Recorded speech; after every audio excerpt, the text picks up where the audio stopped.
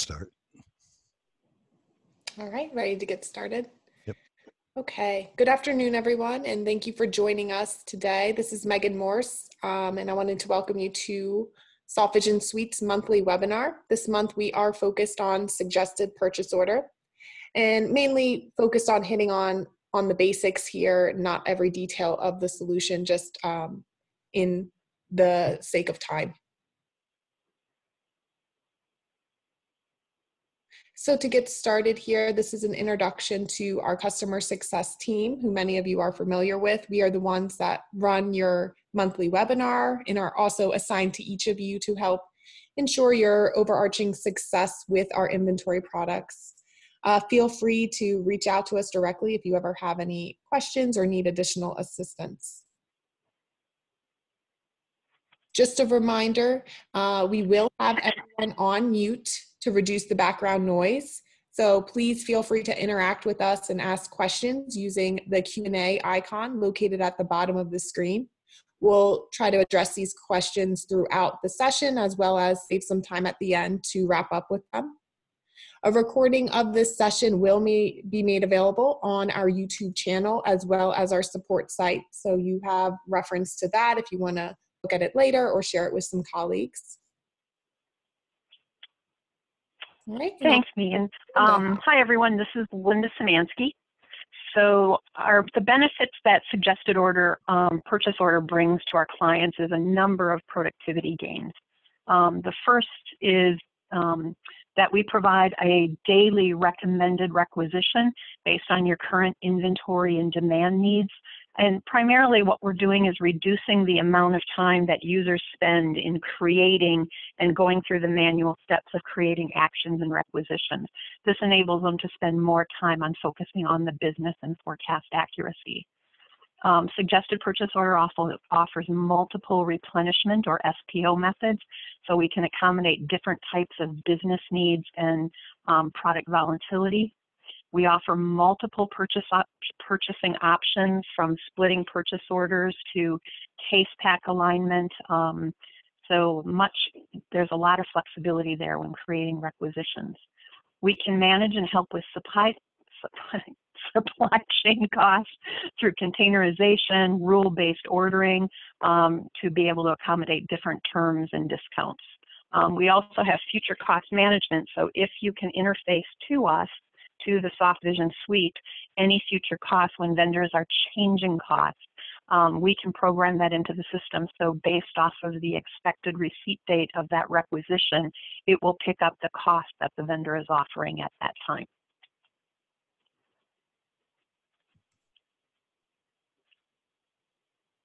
Okay, so we're gonna start off with taking a look at our suggested requisition hot list. This hot list is updated on a daily basis, and it helps enable users to quickly access all the suggested requisitions within the system instead of just looking at a particular product or vendor. The hot list filter section can be used to help limit the order data that you see on screen, so you can filter out on items such as priority, status, next review date, and then based off of your assignments, then view that data below. The priority is automatically assigned to each of the requisitions, and that is based off of the first and the user then has the option to expand out requisition so that they can view the order detail below as well as the SKU information. And from within this hot list, you do have the option to approve or reject an entire requisition or by individual line item, or which the option many of our other users do is that they'll use this hot list to then directly link into the vendor order review screen, where they can further review the order details, methodologies, and then make their actions that way. Great, thanks, Megan. This is Janine Wakeman. Welcome, everyone. All right, so the main screen for suggested purchase order is the vendor order review screen.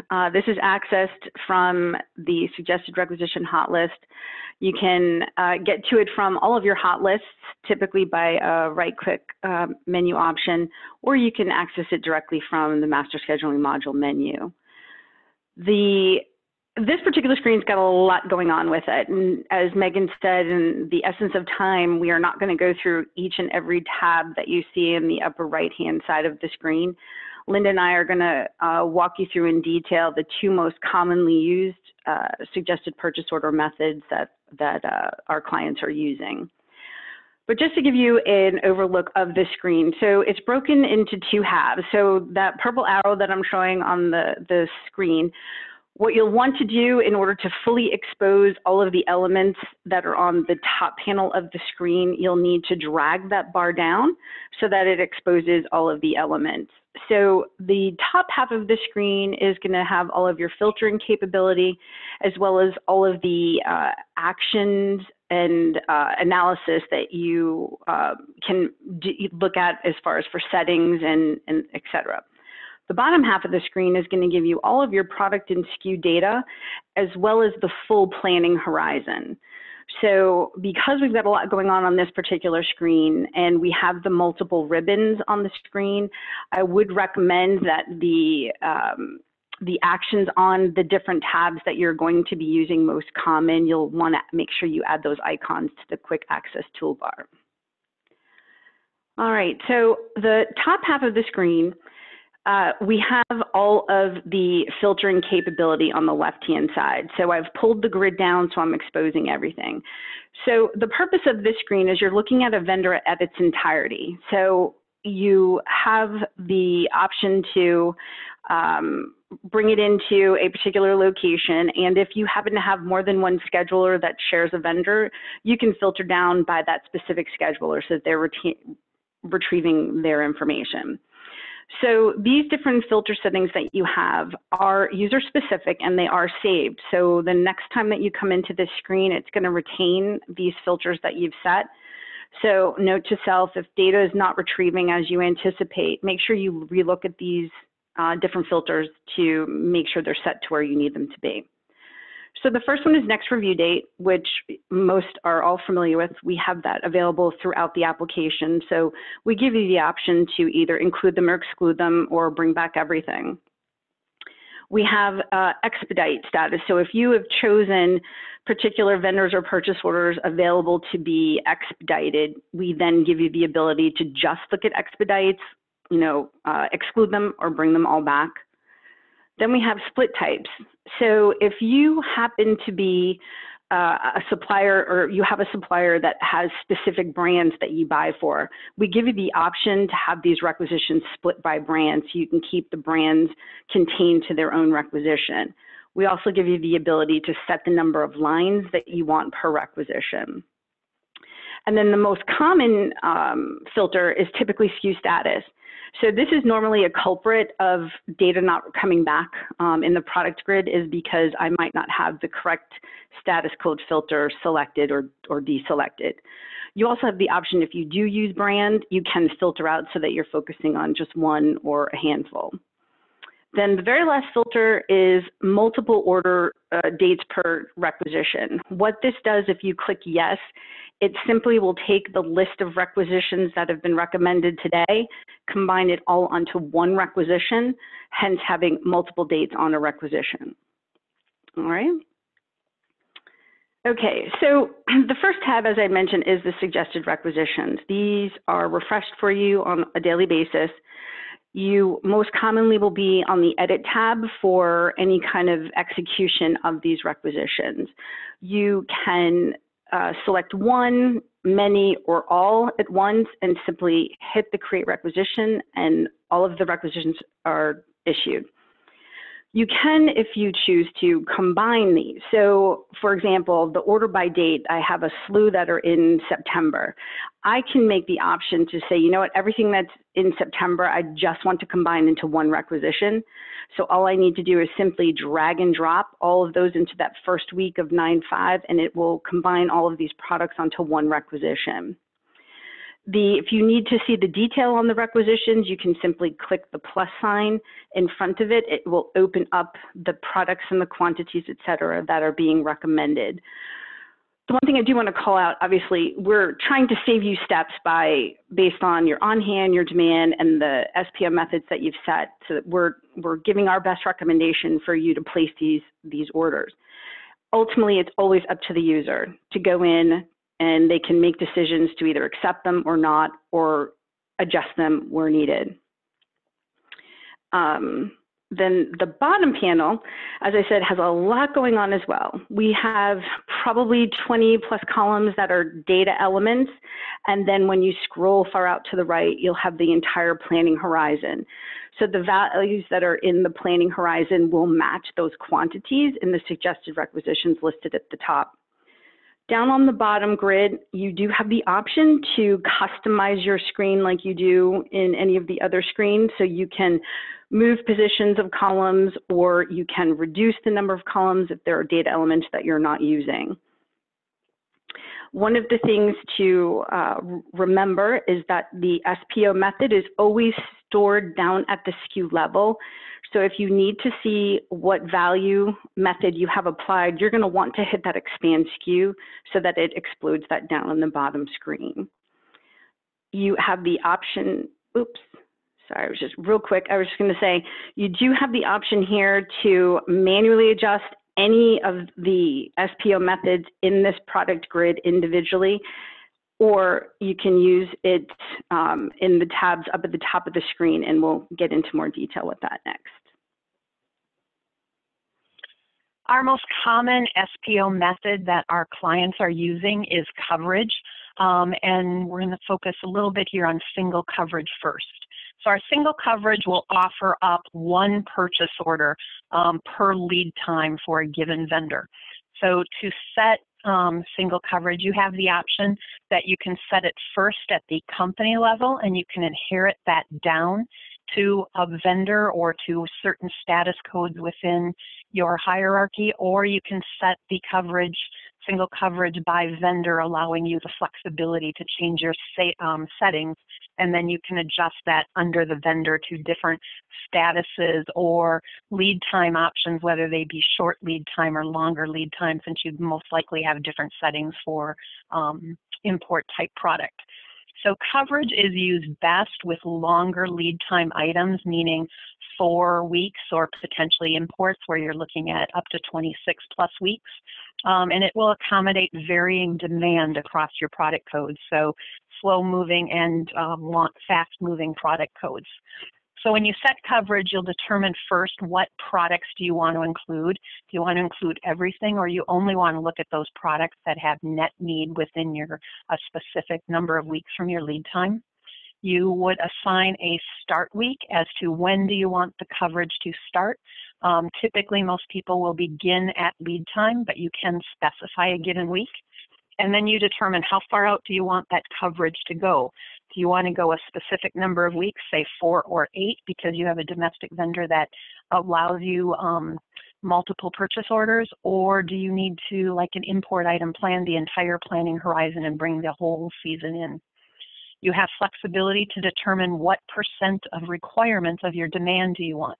Do you want to buy 100% of your demand, or possibly if it's a brand new item and you're unsure of, or a brand new vendor and you're unsure of your forecast, you may only want to buy 80% of demand. We give you more flexibility with aligning to case pack or lot size, in the fact that you say if you want to round up, and we tell you when do you want to round up. So instead of the basic 50%, you have the flexibility of saying whenever you achieve, say 20% of a case pack, you can round up. And then you have delivery options as to when do you want that product to be delivered, lead time, or to buy for a specific need. So there's a lot of flexibility when using coverage to find options to be able to sort the type of product and volatility that you have. Another option with coverage is reoccurring. So this one gives you the ability that you can create multiple, we will recommend for you multiple purchase orders, say potentially one order every 4 weeks. And so with reoccurring coverage, you will again determine a start week as to when do you want that first receipt to start. How far out do you want to look? If you want to go the entire planning horizon, you only want to cover through a number of weeks. what % of requirements do you want to cover, similar to single coverage. You have case lock capability, but then the other piece that's different is delivery is what's the delivery interval? How often do you want these requisitions to land? Once every 4 weeks. So a great option with reoccurring is if you're, you finished forecasting your fourth quarter season, you can set it up to place beginning in October through December and have one land every 3 weeks. So you can have the system recommend those Q4 purchases for you up front. So again, reoccurring coverage offers a great amount of flexibility and allows you to change what those coverage periods are. Great. The next most commonly used is our ROP, or what we refer to as our reorder point. It's a way to automate reordering. So it's best used for very low volume demand items, those types of products that have such a spotty performance, they're difficult to forecast if you have very short lead times. And we find that a lot of our customers are finding this very helpful for SKUs that are marketed only on the internet. Another option is for seasonal items. You could use the ROP in the off season while managing in season with an existing SPO method. So if you were to have in your prime season, you've got a series of coverage recurring plans. In the off season where there isn't any demand to speak of, you can use an ROP method to make sure that you're maintaining some sort of inventory to prevent any kind of back orders. So the two types that we have for ROP are what we call level and amount. And an easy way to kind of remember the difference is with level, you're trying to maintain a level of inventory. And with amount, you're wanting to order a specific quantity at each time. So the beauty of ROP is, those situations where your call center calls you and says, this really random book SKU that you have on the web has just gone into back order and there's no on order. ROP really helps with that because it prevents you getting that phone call. So what you do is with either type that you're choosing, you're going to be required to come up with a trigger value and a quantity value. So in the example where I have here on the screen where it says amount, my trigger is 5 units and my quantity is 20. So what this is going to do is when the system sees that my product has gone down to only 5 units of inventory on hand, the system's going to generate a requisition and it's going to tell me to buy 20 units. If I were to choose level and I use the same values, so my trigger's 5, my quantity is 20, when I get to 5 units on hand and I need a quantity of 20, the system's going to say, okay, you want to maintain a level of 20. So with 5 on hand, the system's going to generate a requisition telling me to order 15 units. So it's a way to kind of automate being told when to buy something to put you in a proactive position so that you're not going into back order on these types of products. We do also give you the align to lot functionality. And you have the option to, with a certain %, have it automatically round up to the next case pack if that's what you choose to do. Now, the only difference I want to call out quickly on the ROP versus the coverage method is the levels at which you set this in the system. So the ROP can be set at the company level, but the hierarchy it goes down through where you set it here would be in the product hierarchy. So you could set it at a category level, subcategory level, or product level. Any of these values that you set, you can force an update right there in the screen. So it will automatically recalculate and create a new list of requisitions that are recommended for you. And then the other bonus with ROP is if you have a slew of products that you want to do this with, we give you an ROP upload functionality right in the dashboard. So you don't have to actually come in here and manually plug in all of these values. You also have the option with any of our SPO methods, besides doing it here in the VOR screen, you can enter it in warehouse defaults. And with this particular ROP, you have the option of also setting it in materials planning. So Expedite Weeks is what suggested purchase order uses to identify future on order. So with Expedite Weeks, again, you have the capability to set it by company, or you can go down by status and by vendor. But basically, you determine how many weeks into the future you want to place those, you want to look at future on order. We also identify for you if there's excess. So if you have requisitions out there to be placed,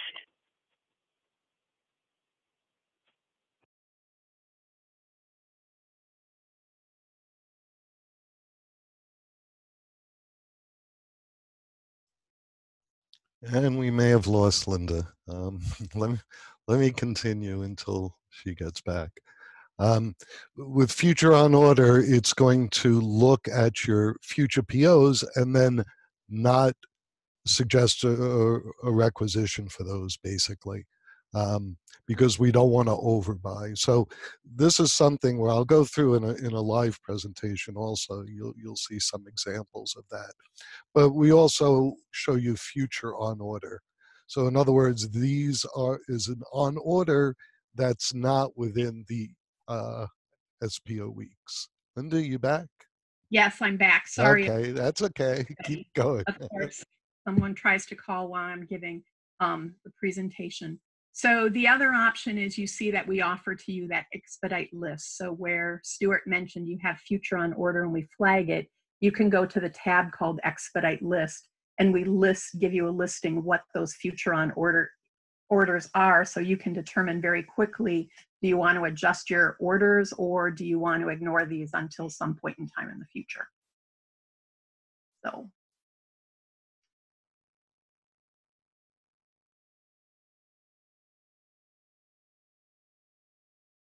All right, the Expedite hot list.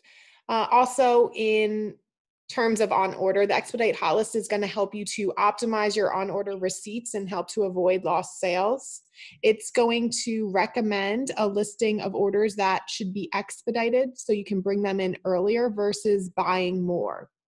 So for example, SKUs that would appear on this list would include a SKU that has a future receipt coming in, but there will be back orders accumulating before it hits. So we're going to make a recommendation of providing you with an suggested expedited date to be then bringing in that purchase order so that you can avoid overbuying and also avoid the lost sales. You do have options within this hot list to exclude by exception or at time of order as well. So suggested purchase order also offers a number of analysis tools.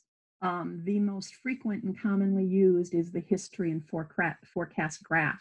So when you are looking at your requisitions, you can select a SKU and we will give you a graphical representation of your historical on hand and future on hand, along with what your demand needs are historically and in the future.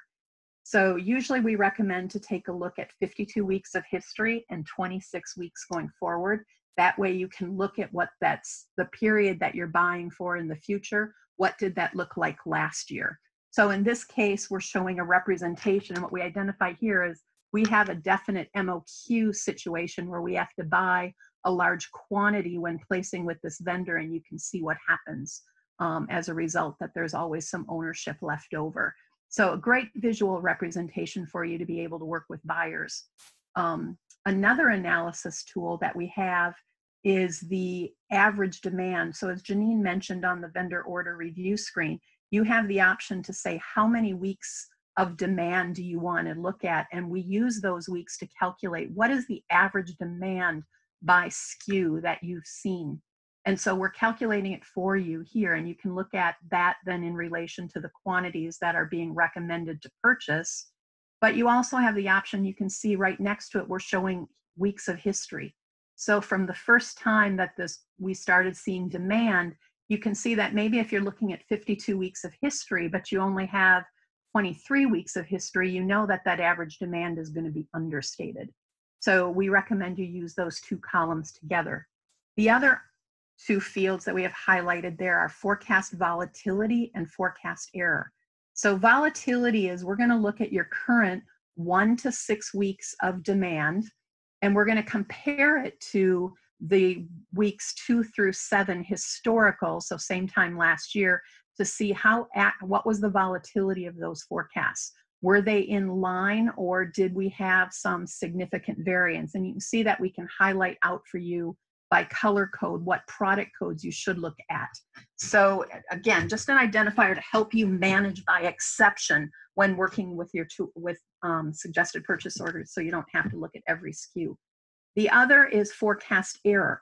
So, and some clients will refer to this as MAPE, mean absolute percent error. But basically, we're just taking a look at your actuals divided by your demand to determine what was the error rate that you saw based off of that. And again, we'll highlight in green and red any that you want to take a peek at to do some analysis on or determine what you may want to look at it in more detail for your requisitions. So suggested purchase order also has some trailer and container volumes that we can provide for you. So on the suggested rec on the far right side, you will see that we can tell you the percent of container that you give us a parameter as to the size of container that we populate, and then we will tell you what percent of a container is this taking up. So if it's 100%, we're more than one container. And the same thing on a truck. You can set what that truck percentage is. And for those type of products where you have a tendency to possibly wait out before you will cube out, we'll give you the option to set container weight as well. Floor weights or exercise sets are great examples where this comes into play. And when you have challenges that you want to increase orders, you know, Janine mentioned before, you could combine all of your October orders into one if you chose. This is a great tool where we could drop and drag that third or second purchase order into week one, and we bump up our container and truck quantities to be able to meet the needs that you have with those vendors. Suggested purchase order also offers vendor rules, so you can manage things like the freight terms and discounts that you receive with a vendor. You can set these at an order level. You can look at them. The metric that you're going to measure against could be units or currency. We offer a lot of flexibility. But in this example, you can see that we set a required rule, meaning every requisition must meet a minimum of 2,000 units required. But we set also a preferred rule, meaning we're going to identify for you if the requisition isn't meeting the requirement, such as this case, it's prepaid freight at $75,000. But we will let you issue the purchase order below that because it's only preferred and we're bringing it to your attention.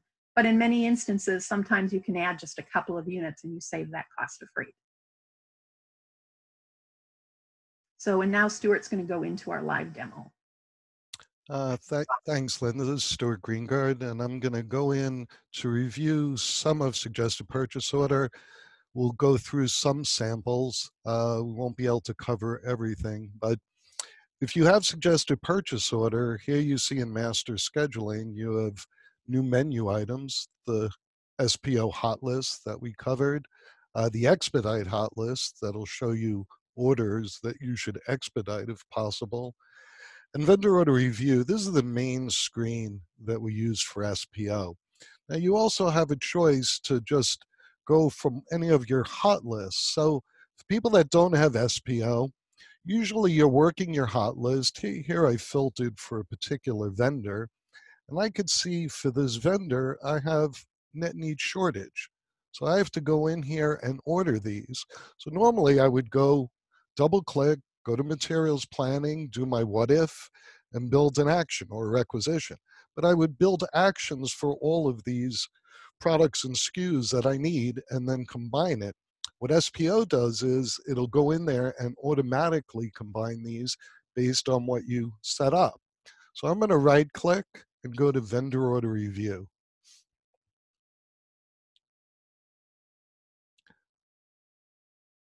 So vendor order review will come up, and well, like we spoke about these filters here, it will basically, I'm going to click this to bring this down more.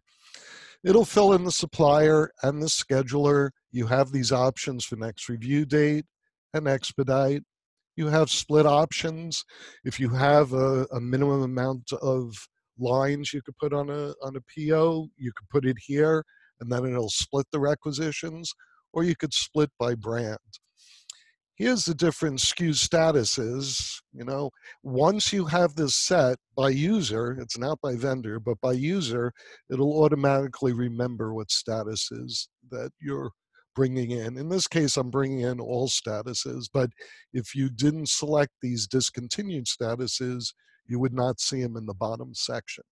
So let me bring this up here. So here is all of the products and SKUs for this particular vendor for me as a scheduler here. And you could see that everything will be listed here, whether there's units or not. So you see here total units and total cost.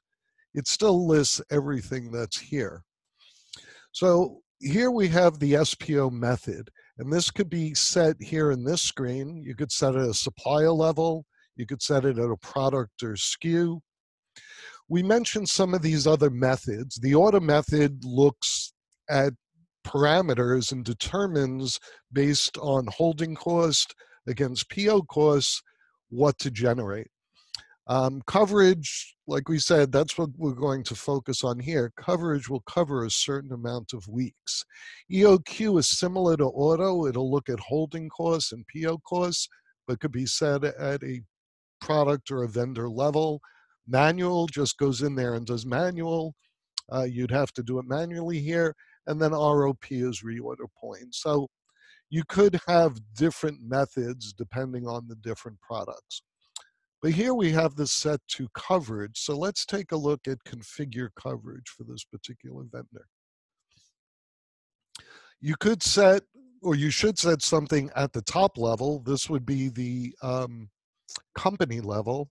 And then if you're setting it for a particular vendor, you could click inherited. So you wouldn't have to go in here and put different specs. If things are bolded, it means that you have it saved at different levels.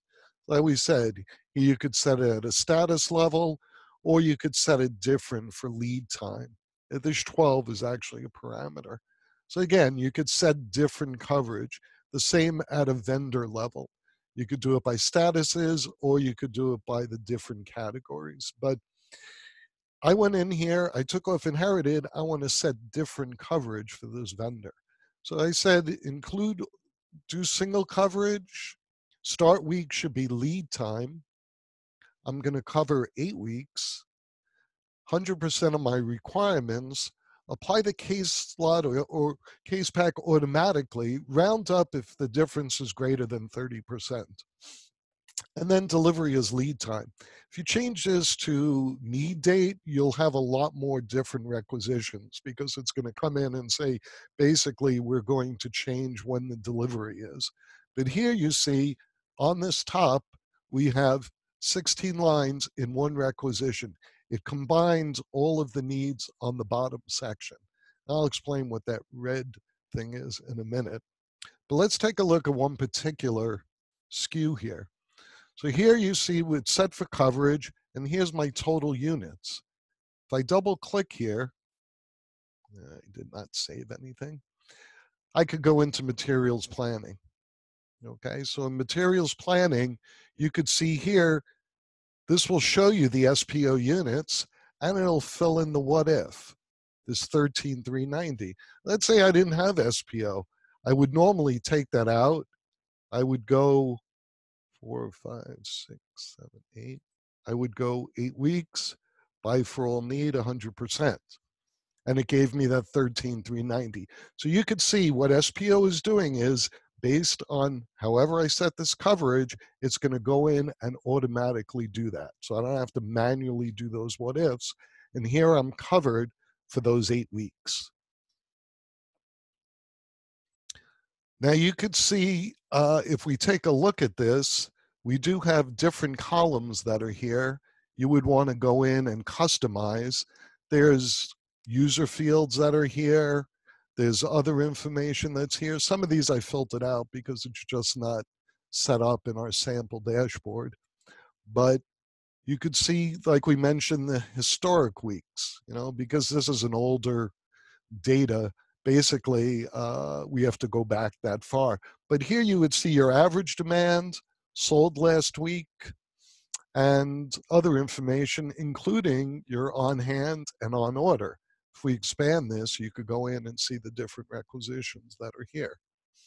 So this information and the forecast variance and volatility, but again, that's not set up in the sample dashboard, but that information should give you an indication whether this coverage or this amount is valid. Could also go into the history forecast graph. So if I go in there and I click on that SKU, this is similar to the graph. It's actually the same graph that we have set up in PLF.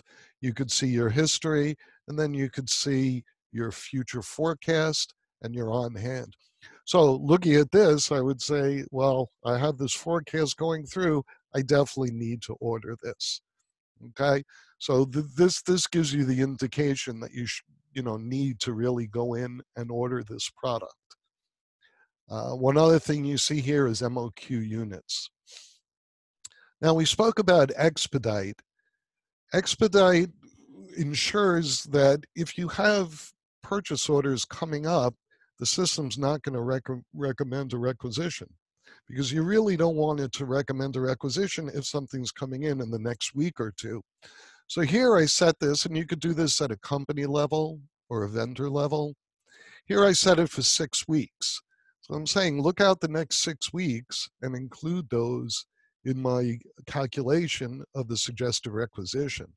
I would suggest you keep these lows something like 2 to 4 or 2 to 6 weeks. Otherwise, it's not going to recommend these requisitions because it's waiting for those POs to come in. Okay, so here you see we have this set for 6 weeks. If we go to this particular, let me go to one particular SKU. Here you see there's nothing ordered here. Total units is 0. If I double click, you'll see the reason why. And that's because I have these 3 requisitions coming in. The orange shows the number of weeks we set for Expedite. So we have the 6 weeks, and then here's the SPO units. If you right click, you can look at the adjusted SPO details. So it's saying we're suggesting 5184, but we're adjusting it to 0. We're including these 3 requisitions in the analysis. So we're not going to suggest something to buy. Instead, you should try to expedite. Some people I spoke to, or some companies, say that they really can't expedite, or they could try to expedite. In that case, don't set up expedite, or set it up for a small amount like 2 weeks. Let me look at one other example here for this product. I'm going to double click and go to materials planning. So here you see the SPL units is 14,256. I'm adjusting for these 2 requisitions. So I do have a suggested buy, but I'm not adjusting for this one. This one's outside of my expedite. So we do make you aware of that. And that's why we look up here and say there's a future on order receipt date of 12/12. And so we didn't include that. So we're telling you to buy, but it is something you would want to look at. So that's done visually. And you can see here, those are the 3 that have this future on order. Okay, you have your Expedite list. This will show you your need date and your expected receipt date. So again, you could go in there and expedite those. The other thing you could do here on the bottom is you could filter. You could sort and filter. So if you click here, you could sort by 3 different columns. So let's say I want to sort by total units, descending. I could do that, and then I have my total units that are here. You could also filter. If I want to filter out status, let's say, I could take that out and apply, and then I won't see that product that had that C1 status. Now you could also go in, let me see where that is. You could change this to a product filter, and you could go in there and say, I want to filter out one of these products. Again, I could uncheck that. So this is the one that was expedite. If I uncheck that and apply, it'll actually change what's up here. So as you filter these, it'll change the suggested requisition that's there. You could do the same with total units. And again, in that case, you might want to go back to your SKU filter. But we could look at total units. If you had low units that are here, you may want to get rid of it, get rid of the null or get rid of the stragglers. And so that will automatically adjust what you're seeing up here. So here's the requisition. We have these 16 lines and we have our container percent, right? So the cube is calculated based on the dimensions that you have set up in your item master, length, width, and depth. And then based on these quantities, it calculates that. We have it set up here by inches. And then based on the parameter, it'll give you that container percent. We don't automatically build to containers. If you had to buy more, you could go here and you could start increasing these purchase units. So this is the date that it's coming in on 10/31. You could go in here and increase these purchase units to fill the container if you wanted to. And then once this is set up, you could go to create requisition. And then the requisition will come up and you could go in there and you could do your validate and save or validate and hold. You also have the ability to right click, adjust MOQ to all, and that'll adjust MOQ. These actually met the MOQ, so that's fine. Okay, I'm going to bring in another example here. Here's another vendor. And again, I'm just putting it here on this screen.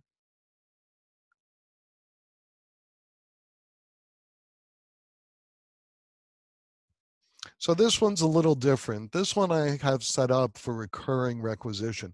That's why you have more of these purchase orders here. And by the way, even if you set coverage, if you had different lead times, you'll have 2 different requisitions, or as many as you have different lead times, because your expected date would be different. But in this case, we set this to recurring coverage. Basically, go in there, start at the last receipt week. So the system will look at any receipts that you had in the past or that you have set up and start from there, assuming that if you're ordering these on a periodic basis, that your last receipt would have covered this. You could cover a certain number of weeks. Here I'm covering every 4 weeks with the delivery of 4. You could cover longer. If you wanted to be able to have more, you could cover, let's say, 6 weeks with the delivery of 4 and have an overlap percent. You could say, all right, I'm going to cover more, have it delivered every 4 weeks, and overlap about 20%. So that might ensure that you don't want to overbuy, but that might ensure that your coverage would be better for those. So let's take a look at one of these products to show you how this looks in materials planning. So you see you have 3 different purchase orders here, or requisitions, and it's covering you every 4 weeks. There is an over on the need because it is aligning to lot, but that's what this is doing. This is going in here and doing these 3 requisitions. Let me bring in one other example that has a purchase order out here. So in this case, it looks at the last receipt, assumes that these should cover you, and then it'll go in here, and then it'll, determine this next 4 weeks. If you had a longer horizon, it would put in there more, but it's basically starting from that last receipt week. Now, as we mentioned, you could change the SPO method by product, by SKU. Here you see ROP. So this one is set for Reorder Point. I'm going to double click on this so you could see it in materials planning. I'm wrong one. That's the one that I wanted. All right, so see this product? This product has no demand. And so even though it has no demand in this horizon, I may still want to have a minimum set up. This is a high cost item. So you could set it for high cost items, items that don't sell that much. And you could see here in materials planning, the SPO method. So we set it for ROP. We set it to level. We're saying once we get down to 3 units, bring me up to 6. Okay. So if we had 3 units in stock, it would order another 3 to get it to 6. That's level. Amounts would order the 6 itself. And we are applying this case log. So here we would actually have this buy of 6, and this covers it. Once we start, you could also change this for seasonal items. I'll show you this other one that's here.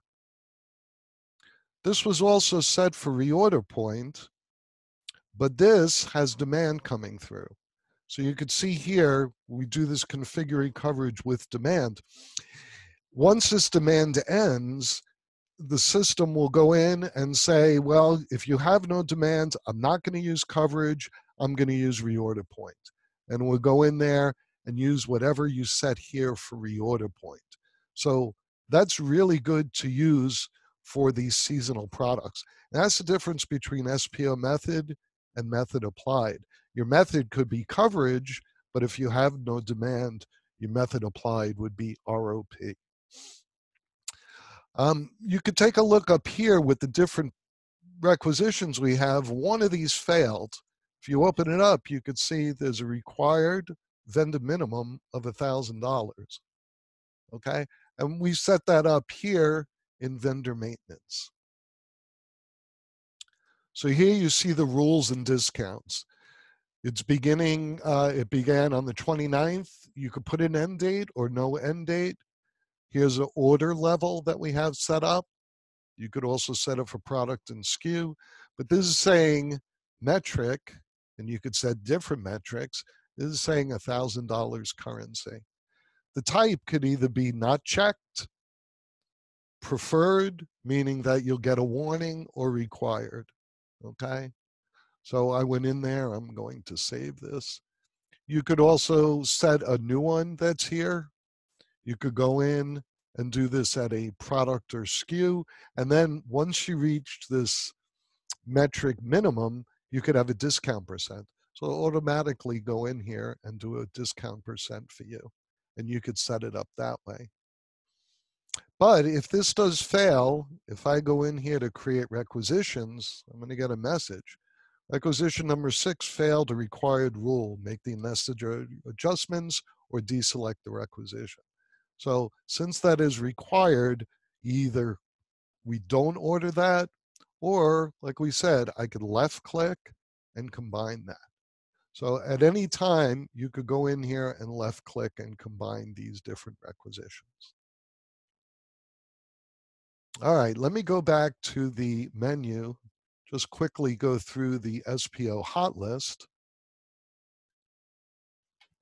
These are all the different suggested requisitions. For me as a scheduler, I like to sort by number of products so I can see the ones that have a large amount of products. And so you could see the ones that are set up here.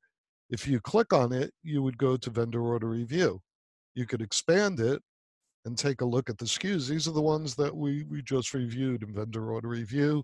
You could see the cost and quantity, and it'll show you that SPO method that's applied. So you could go to vendor order review. You could also just, if you wanted to, you could click one of these and say create new requisition. Auto will automatically create the requisition.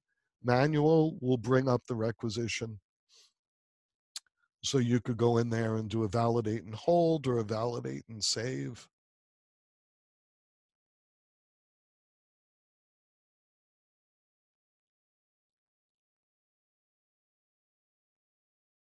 And the requisition is created. And you could do that for multiple lines. And so you would actually see here the ones, see approved manual. So you could do a number of these if you don't want to go in there and check in vendor order review for all of these. You could go in approved auto, or you could approve manual. You could also do next review date.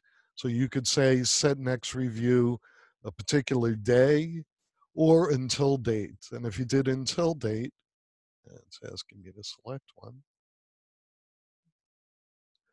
If you go until date, then you could put a particular date in and a reason that's here. And then you could do that for a number of things in the hot list and then filter that out. And lastly, I'm going to go to the Expedite hot list. So these are the requisitions or the POs, identifying the POs where we didn't have a suggested requisition. All right, and so you could go in there and you could take a look at some of these, put some comments in these. What's nice is you could export it to Excel and you could send it off to vendors to get information. So it's good to see these expedited quantities and this expedite receipt date. These are your future POs that possibly you could expedite and bring them in here. With that, I'm going to go back to the presentation.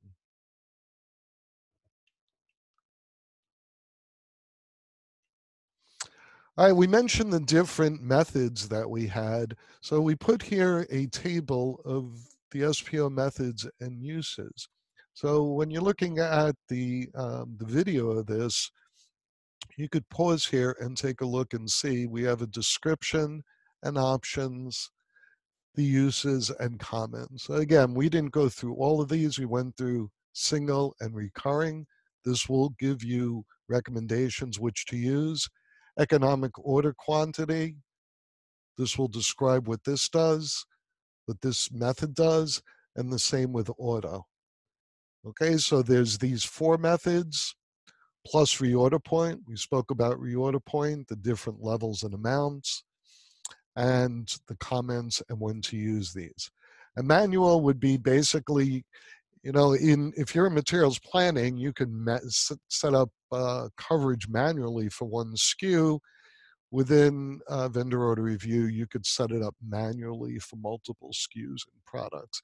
Some companies use that for particular products, like high-cost products that they really want to just go in and manually determine, you know, how much to buy, and not to have that automatically suggest the requisition.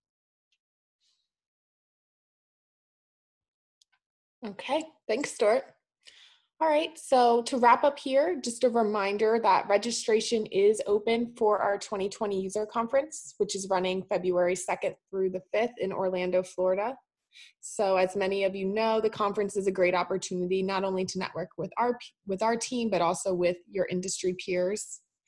We did recently announce 2 new sessions that will be in the upcoming conference. So one of those sessions will be surrounding discussing sales channels and how to make inventory decisions at that level. So that will be a collaborative discussion with the other clients. And then another one will be on updating you on the progress of our new module, Merchandise Financial Planning. So you'll get an update on that, as well as we'll start to discuss how that module fits into the suite to provide you with that total view across your company and your business. So just make sure to register early so you can take advantage of the discounted rate. Okay, so let me just make sure. It doesn't look like any questions have come through. So we'll wrap up then today's session. Again, we appreciate everyone taking the time to join us. Next month, we will be focused on safety stock and min order quantities, and that is set up. That webinar will be on November 20th. So we look forward to seeing you guys then. All right, have a great rest of your afternoon. Thank you.